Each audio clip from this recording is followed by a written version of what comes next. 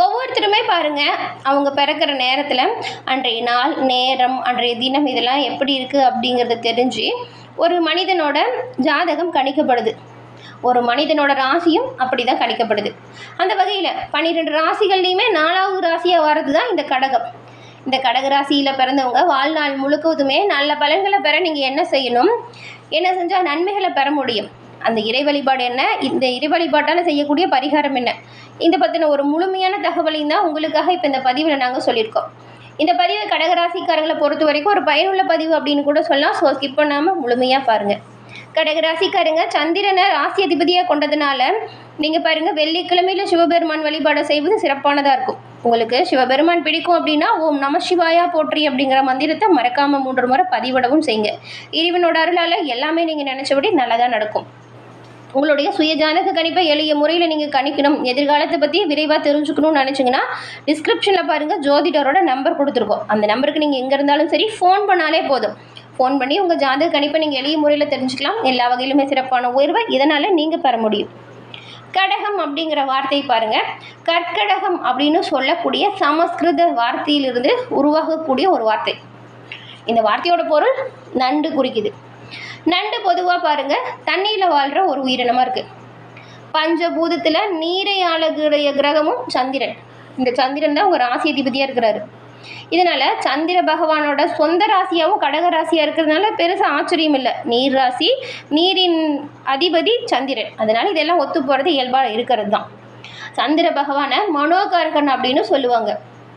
அது ஏன் அப்படின்னா ஒருத்தரோட ஒரு மனிதனோட மனதுக்கு காரகன் தான் இந்த சந்திரன், அதனால தான் மனோகாரகன் அப்படின்னு சொல்கிறாங்க. எல்லோருக்குமே எப்பொழுதும் சிறப்பான நன்மைகளை நீங்கள் செய்வீங்க. உழைத்து ஓடாய் செய்யக்கூடியவங்களாக இருப்பீங்க. குடும்பத்தின் மீது தீராத அன்பு பாசம் இருக்கும். எல்லோருக்குமே எப்போதுமே நல்லது. ஒருத்தவங்க உதவி கேட்டால் கூட செய்கிற வேலையை விட்டுட்டு போய் உதவி செஞ்சுட்டு தான் அந்த வேலையை திரும்ப செய்வீங்க. இப்படி எல்லா வகையிலுமே நன்மைகளை மற்றவங்களுக்கு செய்யக்கூடியவங்களுக்கு உங்களோட வாழ்க்கையில் ஏன் எந்த நல்லதும் நடக்கலை அப்படிங்கிற ஒரு கவலை இருக்கும். அந்த கவலை தீரணும் அப்படின்னா என்ன பரிகாரம் செஞ்சால் நன்மையை பெறலாம் அப்படிங்கிற விஷயத்த பார்க்கலாம் வாங்க. கடக ராசிக்கு உரிய நவகிரக நாயகன் யார்? சந்திரன். கடக ராசிக்காரங்க உங்களுடைய ராசிக்குரிய திங்கட்கிழமையில் சிவபெருமான் கோவிலையும் நீங்கள் போய் வழிபாடு செய்கிறது நல்லது.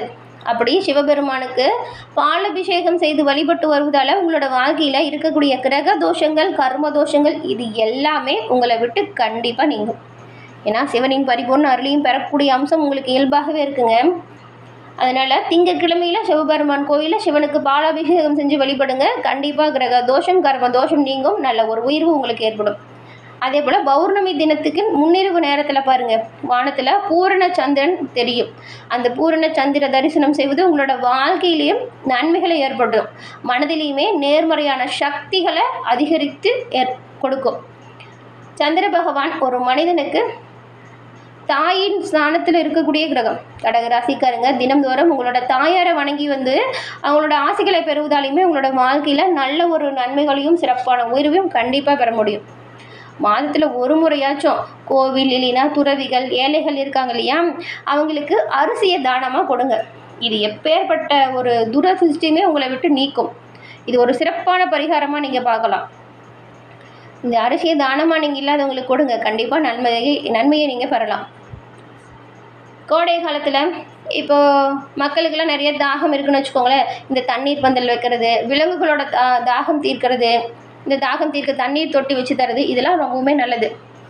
கோவிலில் இருக்கக்கூடிய குளத்தில் மீன் இருக்குல்ல, அந்த மீன்களை கூட அவ்வப்போது நீங்கள் அந்த கோயிலுக்கு போகிறீங்கன்னு வச்சுக்கோங்களேன், கொஞ்சம் அரிசி பொறி இறையாக போடுங்க. இதுவுமே சிறப்பான நன்மையை ஏற்படுத்தும்.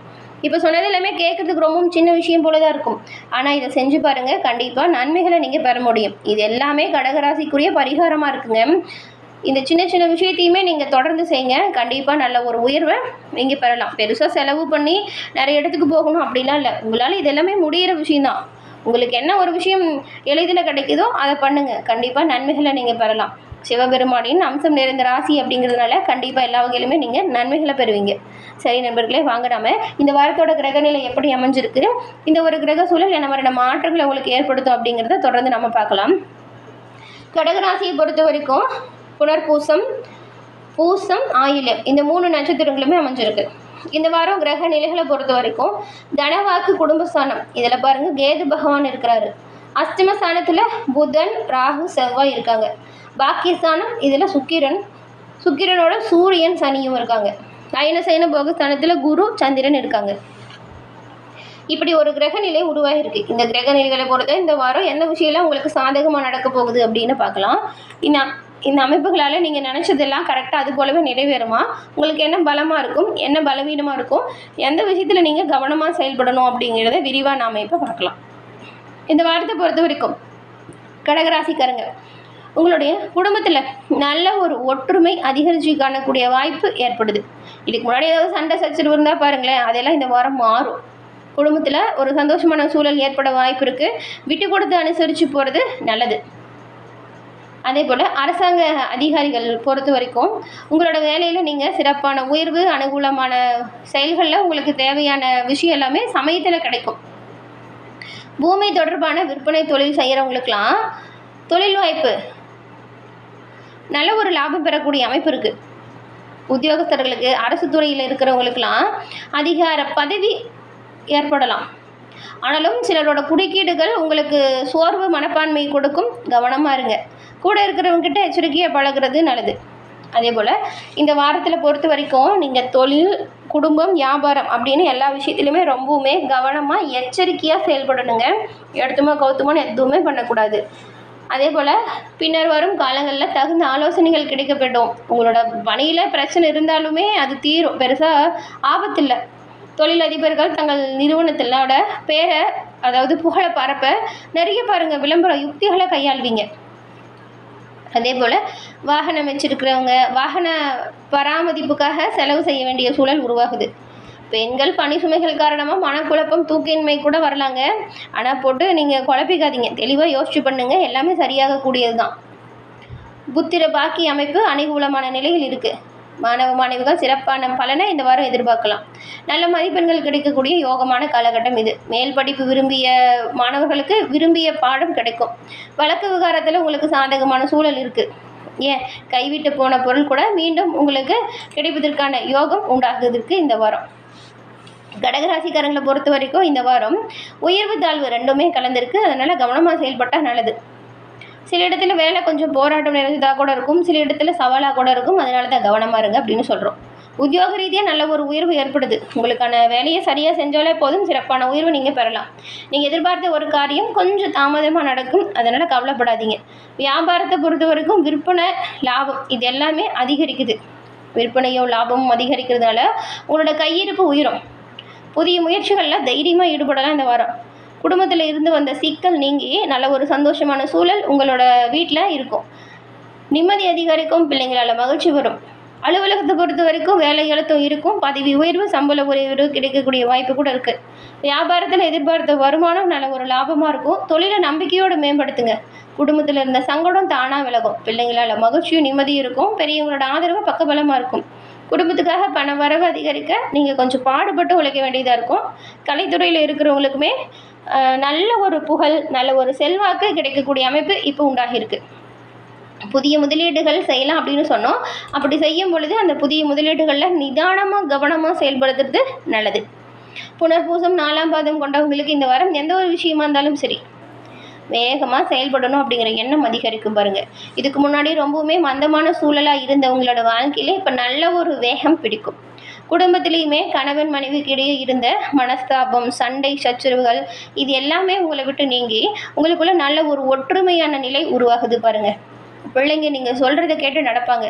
இதுவே உங்களுக்கு ஆறுதலாக இருக்கும், மன திருப்தியை ஏற்படுத்தும். இதுக்கு முன்னாடி உங்கள் பிள்ளைங்க சில பேச்சு கேட்டிருக்க மாட்டாங்க, ஆனால் இப்போ பாருங்கள் உங்களோட சொல்படி கேட்டு நடப்பாங்க. நீங்கள் விரும்பி இது போல் நடப்பாங்க. அடுத்து பாருங்கள் பூசம் நட்சத்திரக்காரங்களுக்கு இந்த வாரம் உங்களோட ஆலோசனையை கேட்டு குடும்பத்தில் இருக்கிறவங்க செயல்படுவாங்க. தொழில் ரீதியாக, உத்தியோக ரீதியாக எல்லா வகையிலுமே நல்ல ஒரு அன்பு, அந்யோன்யம் உங்களுக்கு அதிகரிக்குது. குடும்பத்தில் இருக்கிறவங்களோட அன்பு, ஆதரவு உங்களுக்கு எல்லா வகையிலுமே பக்கபலமாக இருக்கும். பூச நட்சத்திரக்காரங்களுக்கு இந்த வாரம் ஆன்மீகத்தில் நாட்டம் அதிகரிக்குது. வீணாக இருந்த அலைச்சல் குறையுது. மாணவர்களுக்கு தொழில்நுட்ப கல்வியில் நல்ல ஒரு ஆர்வம் உண்டாகும். புது வகுப்புகளில் சேர நீங்கள் சில முயற்சிகளை மேற்கொள்வீங்க. அதற்கான தக்க சூழலும் உங்களுக்கு கிடைக்குது. சிறப்பான உயர்வு நன்மை எல்லாமே கலந்து வருதுங்க. கவனமாக முன்னெச்சரிக்கையாக செயல்படணும். தேவையில்லாத விஷயத்தை போட்டு குழப்பிக்காதீங்க. அதே போல் அக்கம் பக்கத்தில் இருக்கிறவங்கிட்டுமே தேவையில்லாமல் சண்டை சச்சரவுகளில் ஈடுபடாமல் அதை தவிர்க்க பாருங்கள். நிதானமாக செயல்படுங்க, எல்லாமே நல்லதாக நடக்கும். அடுத்து ஆயில்யம். இந்த வாரம் சுப காரியத்தில் நீங்கள் கலந்து கொள்ளக்கூடிய சூழல் உருவாகுது. உங்களோட காரிய வெற்றி எல்லா வகையிலுமே உண்டாகுது. இழுபறியாக இருந்த விஷயம் கூட இப்போ சாதகமாக நடந்து முடியும். தேவையில்லாத கவலையுமே உங்களை விட்டு நீங்கும் அமைப்பு. எல்லா வகையிலுமே உயர்வு ஏற்பட சிவபெருமானை தொடர்ந்து வழி